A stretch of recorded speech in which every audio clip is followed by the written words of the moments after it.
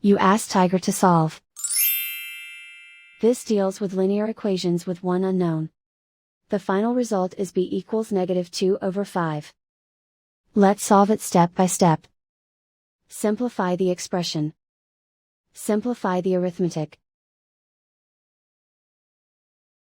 Group all constants on the right side of the equation. Subtract 2 from both sides. Simplify the arithmetic.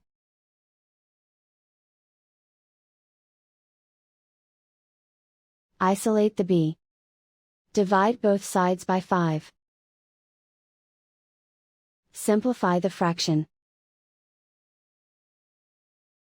And so the final result is b equals -2/5.